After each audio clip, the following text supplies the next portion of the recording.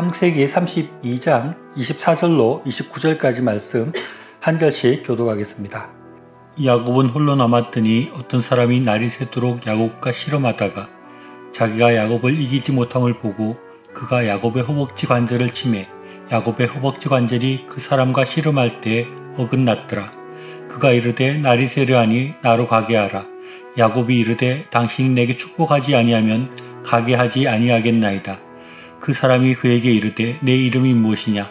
그가 이르되 야곱이니이다. 그가 이르되 내 이름을 다시는 야곱이라 부를 것이 아니요 이스라엘이라 부를 것이니 이는 내가 하나님과 및 사람들과 겨누어 이겼음이니라. 사람들은 하나님을 만나기를 원합니다. 물론 하나님을 만나고 싶지 않거나 하나님에 대해서 전혀 관심이 없는 사람들도 있겠지만 하나님을 한번 만나봤으면 하는 그런 생각을 하는 사람들이 많이 있습니다.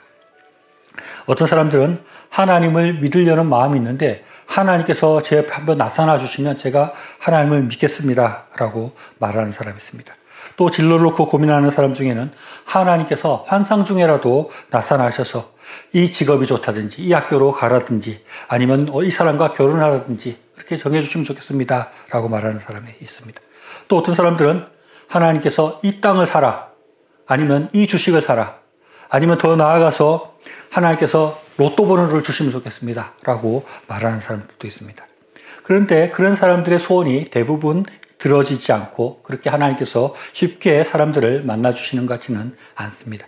그런데 오늘 읽은 본문에서는 하나님께서 만나주신 분, 하나님과 만난 사람에 대해서 기록하고 있습니다.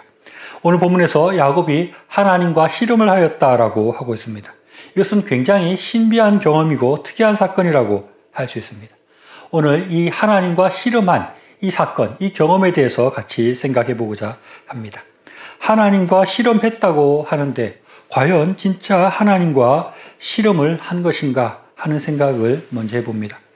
성경에서는 야곱이 어떤 사람과 씨름했다고 하고 또 뒤에 이어지는 28절에서 내가 하나님과 사람과 더불어 겨루어 이겼습니다 라고 말하고 있습니다. 그리고 창세기 32장 20절에서는 그러므로 야곱이 그곳 이름을 브니엘이라 하였으니 그가 이르되 내가 하나님과 대면하여 보았으나 내 생명이 보존되었다 함이더라 라고 말하고 있습니다. 야곱이 하나님과 대면하여 보고 하나님과 씨름하였다라는 그런 기록이 있는 것을 보고 우리가 야곱이 진짜 대면하여서 보고 진짜 하나님과 씨름했다라고 생각할 수 있습니다. 그러나 대부분의 성경학자들은 야곱이 진짜 하나님과 씨름을 했다고 보지 않습니다. 왜냐하면 성경의 여러 다른 곳을 보면 하나님을 본 사람이 없다라고 그렇게 말씀하고 하나님의 얼굴을 보고 살 자가 없다고 말씀하고 있기 때문입니다. 그리고 보면 우리가 잘 생각해 보면 육체가 아니라 영이신 하나님과 씨름을 한다는 것이 쉽게 이해가 되지 않는 것입니다. 그래서 호세아서에는 야곱이 하나님과 겨눈 것을 천사와 겨눈 것이라고 말하고 있습니다. 그래서 야곱이 진짜 하나님과 만나서 씨름을 했다. 진짜 하나님이 삿발을 메고 씨름을 했다. 이렇게 보는 것이 아니라 하나님께서 특별하게 보내신 하나님의 사자, 하나님의 천사와 씨름을 했다고 해석을 하는 것입니다. 그렇다면 과연 하나님과 씨름을 한다 하는 것은 과연 어떤 의미일까요? 진짜 씨름을 한 것일까요? 우리나라식으로 삿발을 매는 식으로 씨름을 한 것인가? 아니면 서양식으로 레슬링을 했다는 것인가? 하나님과 씨름한다는 것은 과연 어떤 의미인가 하는 것을 우리가 생각할 필요가 있습니다. 이 씨름한다는 것의 원어적 의미를 보면 땅에 먼지가 날 정도로 격렬하게 몸싸움을 한 것이다 라고 그렇게 말하고 있습니다. 그래서 이것을 진짜 하나님께서 무슨 삿발을 메시고 아니면 천사가 삿발을 메고 씨름을 했다고 보는 것이 아니라 실제 씨름을 하듯이 영육간에 모든 힘을 쏟고 눈물을 쏟고 열정을 다해서 하나님을 붙들고 기도했다는 것으로 해석을 합니다. 그러면 어떤 사람들은 그럴 것 같으면 그냥 야곱이 열심히 기도했다는 얘기네 라고 이렇게 이 사건을 폄하할 수도 있는데 또 그렇게 쉽게 생각할 문제도 아닌 것입니다. 씨름에 대한 묘사가 분명하게 있고 야곱이 허벅지 관절이 골절되는 일이 실제로 일어났기 때문입니다. 창세기 32장 25절 말씀에 자기가 야곱을 이기지 못함을 보고 그가 야곱의 허벅지 관절을 치매 야곱의 허벅지 관절이 그 사람과 씨름할 때 어긋났더라. 실제로 이렇게 묘사하고 있는 것을 보니까 단순히 야곱이 하나님 앞에 열심히 기도했다 하는 것하고도 또 다르고 그 이상의 뭔가를 그런 만남이 있었던 것, 그런 하나님과 접촉하는 그런 것들을 우리가 생각할 수 있는 것입니다. 우리가 생각할 수 있는 것은 야곱이 밤에 홀로 야복강가에 나아가서 열심히 기도했고 그때 하나님의 천사이든 하나님을 대신하는 하나님의 사자이든 하나님과 깊이 만나는 그런 경험을 야곱이 했다는 것을 우리가 성경을 통해서 알 수 있는 것입니다. 그런데 여기서 한 가지 궁금해지고 우리가 생각해 봐야 될 것은 다른 사람들은 하나님을 만나지 못했는데 어떻게 야곱은 하나님을 만나서 이렇게 씨름하는 것과 같은 그런 깊은 만남을 가질 수 있었는가 하는 것입니다. 우리는 당시 야곱의 상황을 생각해 볼 필요가 있습니다. 야곱은 원래 어릴 때 살던 곳에서 에서를 속여서 장자권을 빼앗았습니다. 그래서 에서의 미움을 사게 되고 에서가 야곱을 죽이려고 할 때 야곱이 도망을 해서 외삼촌 집에서 살게 되고 그곳에서 가정을 꾸리고 그곳에서 재산을 모으게 됩니다. 그런데 이제 그곳에 더 있지 못하고 다시 고향집으로 돌아오게 되는데 돌아오고 있는 야곱의 일행을 향해서 형 에서가 400명의 사람을 데리고 온다는 소식을 듣게 되고 그 때문에 야곱이 큰 걱정과 두려움에 빠지게 되는 것입니다. 형이 400명이나 되는 사람을 데리고 오는데 나를 환영하러 오는 것인가 아니면 나를 죽이러 오는 것이 아닌가 하는 그런 생각을 하면서 두려움 속에 빠졌다는 것입니다. 그래서 진을 두 개로 나누어서 먼저 앞에 진을 치면 내가 도망가겠다 여러 가지 작전을 세웠음에도 불구하고 이 야곱은 너무나 두려워서 잠을 이루지 못하고 혼자 강가에 나와서 기도를 하게 되는 것입니다.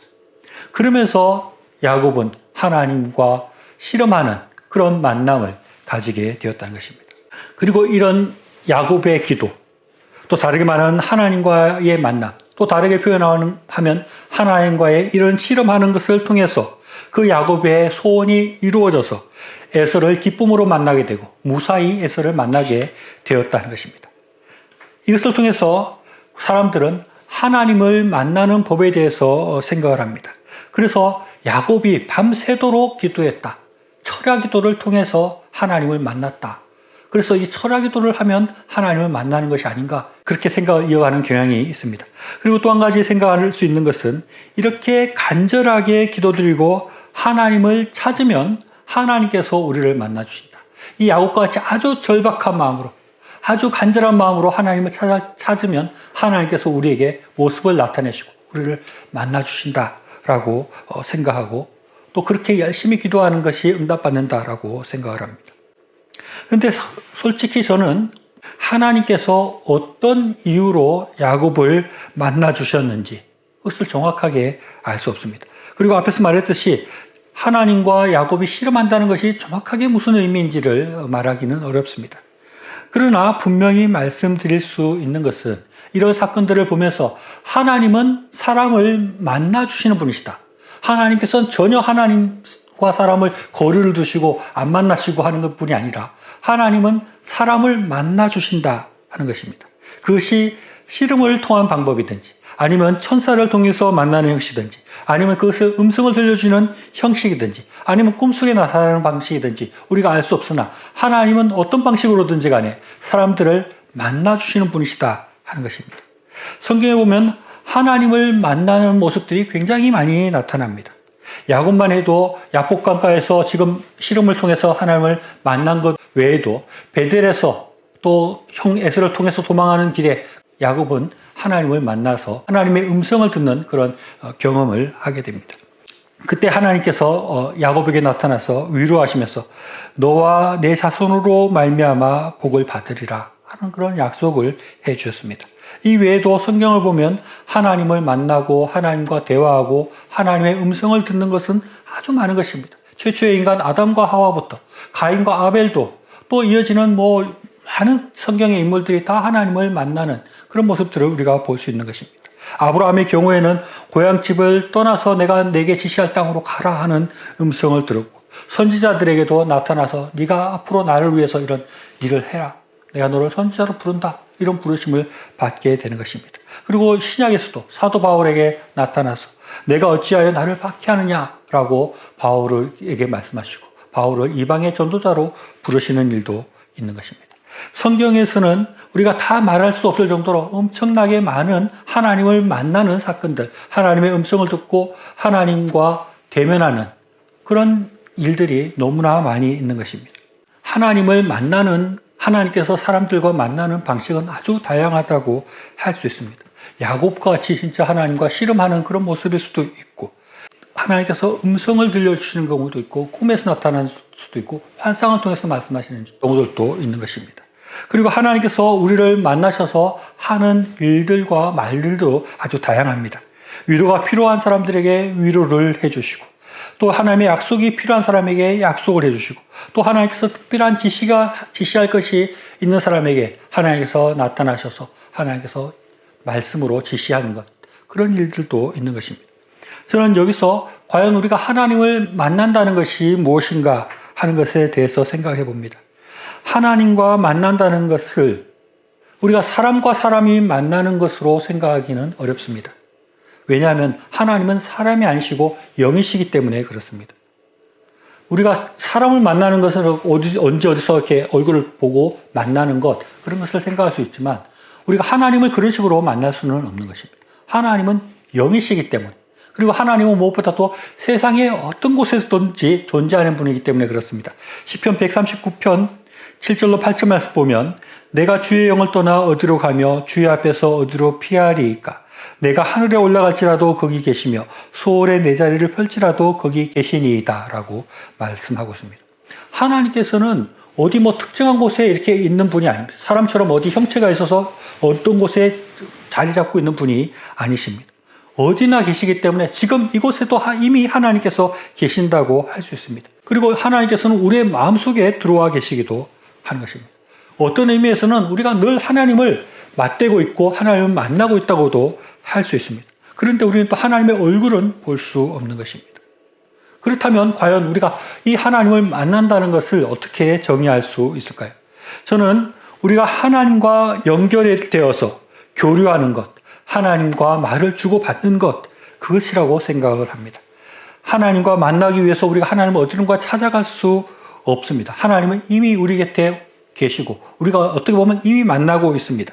그런데 하나님께서 구체적으로 우리에게 말씀해 주시고 하나님께서 우리에게 더 긴밀하게 연결되어서 교통하게 되는 것, 그런 순간을 우리가 하나님과 만나는 것이다 라고 정의할 수 있지 않을까 생각해 봅니다.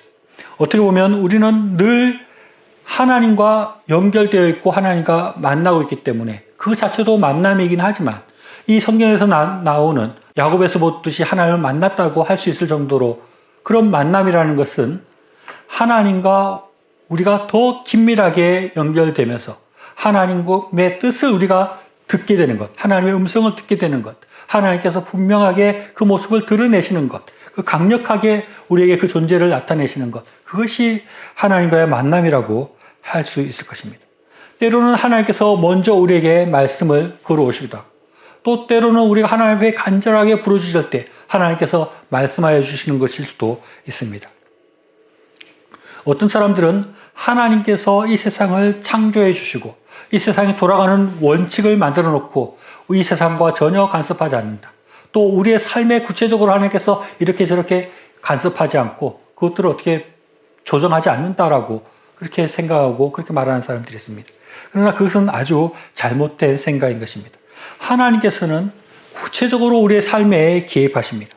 구체적으로 우리의 삶을 간섭하시고 때때로 우리에게 강력한 존재를 드러내시면서 말씀하시고 위로하시고 약속하시고 지시하시는 분이 하나님이신 것입니다. 이사야서 55장 6절 말씀 보면, 너희는 여호와를 만날 만할 때 찾으라, 가까이 계실 때 그를 부르라 라고 말씀하고 있습니다. 또 시편 50편 15절 말씀 보면, 환난 날에 나를 부르라, 내가 너를 건지리니 내가 나를 영화롭게 하리로다 라고 말씀하시면서 하나님께서 우리가 하나님을 찾아라, 하나님께 부르짖어라 라고 이렇게 말씀하고 있습니다. 우리는 하나님을 만나려고 노력을 해야 됩니다. 그러면 하나님께서 우리를 만나 주시는 것입니다. 그것이 꼭 하나님의 얼굴을 보는 방식이 아닐 수도 있고 야곱과 같이 씨름을 하는 것이 아닐 수도 있지만, 하나님께서는 하나님의 방법으로 우리를 만나 주시고 만나 주시기를 원하신다는 것입니다.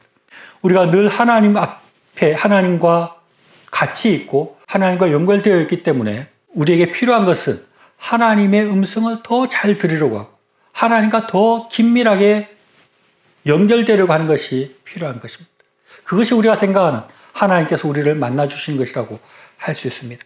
그래서 우리가 하나님 말씀을 더 깊이 묵상하고 더 하나님 앞에 깊은 기도의 그런 자리로 나아갈 필요가 있습니다. 그렇게 될 때 우리는 하나님과 더 깊이 연결되게 되고 우리가 더 깊이 하나님과 교통하게 되고 그럴 때 우리가 하나님을 만나는 그런 경험을 하게 되는 것입니다. 우리에게 고민이 있을 때 야곱과 같이 하나님 앞에 나아가 깊은 기도를 드리면 하나님께서 우리를 위로해 주시는 그런 경험을 우리가 할 수 있습니다. 그렇게 되면 우리의 고민들이 사라지게 되고 우리의 두려움들이 사라지는 그런 것들을 우리가 경험하게 됩니다. 진로의 고민을 놓고 우리가 고민하고 있을 때 그 문제를 놓고 하나님 앞에 말씀드리고 지혜를 구하면 우리의 마음속에 어떤 길로 가야 될지가 분명해지고 그래서 우리의 마음이 그런 갈등이 아니라 한 길로 정해지는 그런 경험을 할 때가 있습니다. 또 우리가 하나님의 말씀을 읽고 찬양하고 기도하는 시간들 중에 하나님께서 특별히 우리에게 말씀하시는 것, 지시하시는 것을 깨닫게 되는 경우가 있습니다. 그런 것들이 모두 하나님을 만나는 것이라고 할 수 있는 것입니다. 특별히 하나님을 만나는 것이 꼭 실험하는 그런 것이 아니더라 할지라도 우리가 이렇게 하나님 말씀 읽고 찬양하고 기도하고 더 하나님 앞에 가까이 가려고 하고 더 하나님을 간절히 찾게 될 때 우리는 하나님의 음성을 듣게 되고 하나님의 뜻을 발견하게 되고 하나님의 위로를 받게 되고 그런 것들이 하나님과 만나는 것이겠습니다. 하나님은 우리를 만나시기를 원하시고 우리와 더 깊은 대화를 나누시기를 원하십니다. 하나님은 우리가 더 기도하고 찬양하고 하나님 말씀을 묵상해서 더 가까이 하나님께로 오기를 원하시고 더 하나님과 깊이 접촉되기를 원하고 계시는 것입니다. 우리를 만나시기를 원하시는 하나님과 더 긴밀해지고 더 가까워지고 더 친밀해지기 위해서 우리가 더 열심히 기도하고 하나님 말씀 묵상하고 찬양하며 나아가 주는 우리들의 삶이 되시기를 바랍니다.